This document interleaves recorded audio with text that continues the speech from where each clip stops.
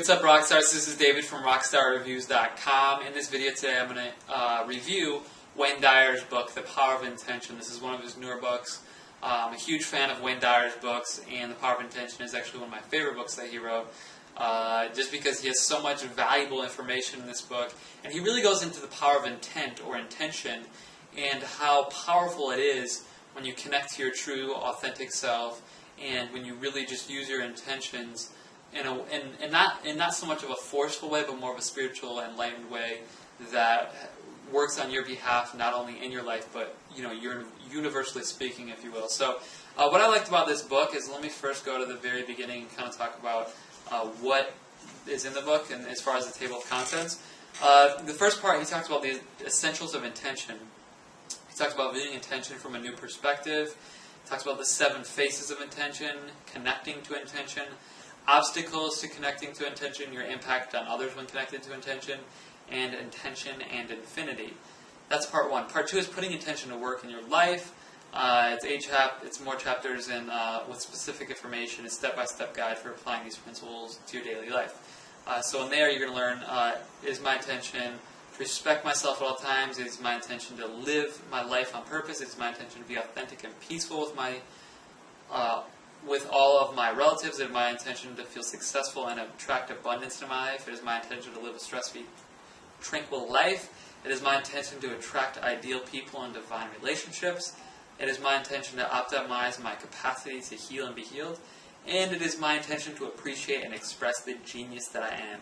And then part 3 is the connection, a portrait of a person connected to the field of intention. So first, I quickly reviewed it today. I read it before, but I reviewed it just to kind of share what I thought you would like to hear most about this book and what I found the most value in for me. So the first chapter, Viewing Intention from a New Perspective, I'm just going to kind of briefly read over a few things from that I liked that will kind of help you. So I'm just going to read the beginning of chapter 1 to kind of help you understand what's going on in the book and kind of what you'll get from it. During the past several years, I've been so strongly attracted to studying intention that I've read hundreds of books by psychological, sociological, and spiritual writers, ancient and modern scholars, and academic researchers. My research reveals a fairly common definition of intention as a strong purpose or aim, accompanied by a determination to produce a desired result. People driven by intention are described as having strong will that won't permit anything to interfere with achieving their inner desire. I imagine a sort of pitbull kind of resolve or determination. If you're one of those people with a never-give-up attitude, combined with an internal picture that propels you toward fulfilling your dreams, you fit the description of someone with intention. You are, most likely, a superachiever and probably proud of your ability to recognize and take advantage of opportunities that arise. For many years, I've held a similar belief about intention. In fact, I've written and spoken often about the power of intention being just what I've described above. Over the past quarter of a century, however, I felt a shift in my thinking from a purely psychological or personal growth emphasis toward a spiritual orientation where healing, creating miracles, manifesting, and making a connection to divine intelligence are genuine possibilities. I absolutely love that. So the cool thing about it is it's intention on both a physical, spiritual, and metaphysical level. And the cool thing I like about it are the 7 faces of intention, which is the second thing I want to share with you, which I really got from the book. Intention and basically to explain intention, and this, how you're going to learn more about intention, in this book, The Power of Intention by Wayne Dyer. It's basically intention is an invisible force, an invisible field. It's an invisible force in the cosmos or in the universe that everyone is connected to. Everything has an intention at its core root. An acorn has a tree within an acorn, even though we don't see that, it has a tree within it. A sperm has a human being within, the sperm and the egg. Just that little bit creates a human being.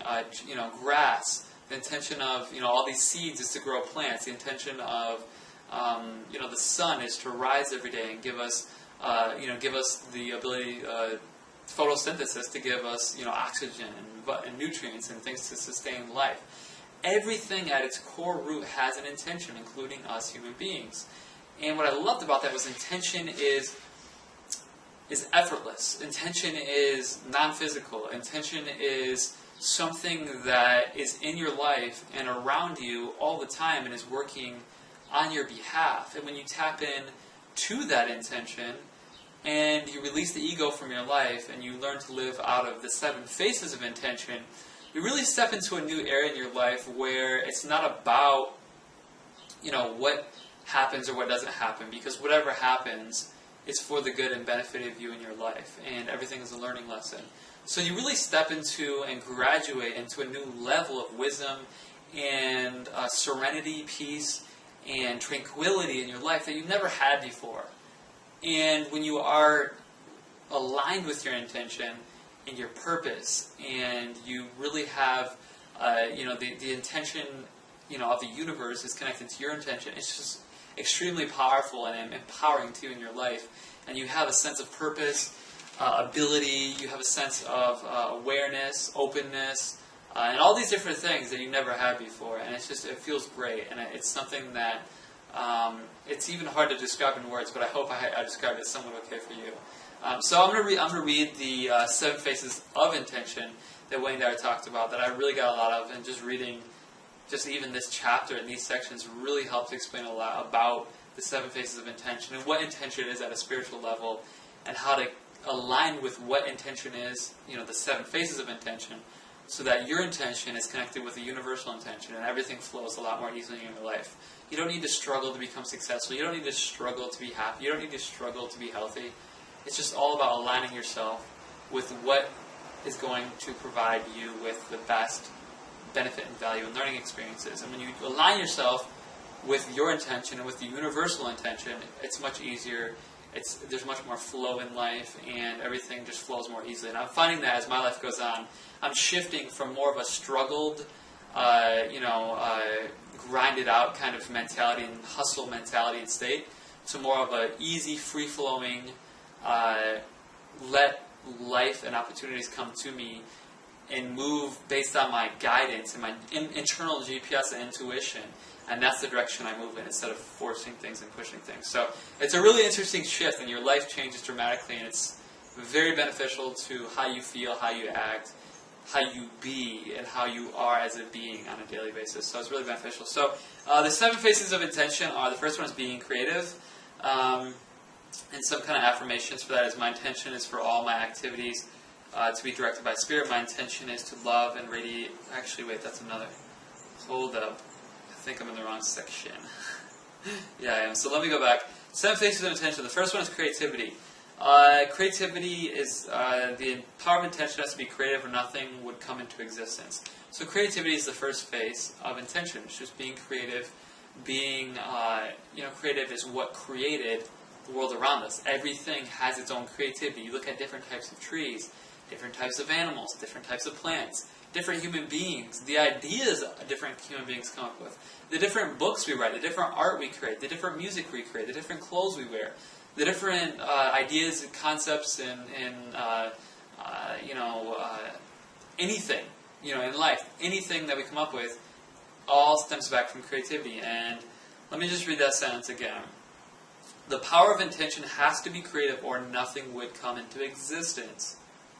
That's extremely powerful if you think about it. Creativity is one of the phases of intention. It's the first phase he talks about. So it's important to think creative, be creative, and just flow in creativity, because that's going to be very inspiring to you, and it's going to help guide you much better than any logical thinking would. The second phase of intention is the phase of kindness. Any power that has as its inherent nature the need to create and convert energy into a physical form must also be a kindly power. Basically, the opposite of kindness on the immune system and on the increased production of serotonin in the brain has been proven in research studies. Serotonin is a naturally occurring substance in the body that makes us feel comfortable, peaceful, and even blissful. So when you're kind, happy, and you have a sense of kindness, it boosts your immune system, which your immune system is what defends against all diseases and foreign things in the body. So you're just going to feel better at a natural, blissful, healthy state. But kindness is also just going to, the cool thing he mentioned in here too is kindness when you basically create a kind act. So if you act in a kind way towards someone, it's positively reflected on your body and immune system. It's positively reflected on their body and their immune system. And if there's an observer, it's positively reflected on them as well. So it's got a, seeing, feeling, and seeing again effect, and that kind, gift, if you will, has a positive effect on you, them, and observers. So it's like a viral positive effect. So the face of kindness is the second face of creativity, of intention. So being creative and kind are the first two kind of lessons of intention. The third face of creativity is love. Basically, there's a life-giving nature inherent in the power of intention, is an irrefutable conclusion. What could we name this quality that encourages, enhances, and supports all of life, if not love? It's the prime moving power of the universal spirit of intent. As Ralph Waldo Emerson put it, love is our highest word and the synonym for God. The energy field of intention is pure love, resulting in nurturing and totally cooperative environment. Judgment, anger, hate, fear, or prejudice won't thrive here. So were we able to actually see this field, we'd see creativity and kindness in an endless field of love. Love is very powerful. Love casts out all fear. Love is something that when you're in a vibration, in a state, in an energy of love, kindness, and creativity, the first three phases of intention, you're just going to start flowing more. Things are going to start happening for you. You're not going to need to push. You're not going to need to struggle. You're not going to need to suffer. It's something that's effortless. It's something that resonates with not only people around you, but the universe around you. Things work on your behalf when you resonate and vibrate in a frequency of creativity, kindness, and love. And it's very important to understand. The fourth face of intention is the face of beauty. What else could creative, kind, and loving expression be other than beautiful? Ask yourself that question. What else could creative, kind, and loving expression be other than beautiful? Why would the organizing intelligence of intention ever elect to manifest and form anything then repugnant to itself? Obviously it wouldn't. So we can conclude that the nature of intention has an internal interaction of love and beauty, and add to the expression of beauty to the face of a creative, kind, and loving power of intention. John Keats, the brilliant young romantic poet, concludes his ode on a Grecian urn with beauty is truth, truth, beauty, that is all. So the face of beauty is just kind of bringing together kindness, love, creativity, and truth. It's all those things together bring into form beauty. And beauty doesn't judge. There's no judgment within beauty. Beauty sees beauty in everything. It sees an abundance of beauty everywhere and in everything. So that's an important thing to kind of remember with beauty. So the fourth face is beauty. The fifth face of intention is the face of expansion. The elemental nature of life is to increase and seek more and more expression. If we could sharply focus on the faces of intention, we'd be startled. I imagine that one of the faces we see is a continuously expanding expression of the power of intention. The nature of this creative spirit is always operating so as to expand. Spirit is a forming power. It has the principle of increase, meaning that life continues to expand toward more life. Life as we know it originates from formless intention. Therefore, one of the faces of intention looks like something that's eternally evolving. It might look like a tiny speck in a continuous state of duplicating itself, and then enlarging itself, and then moving forward, all while continuing its expansion and expression.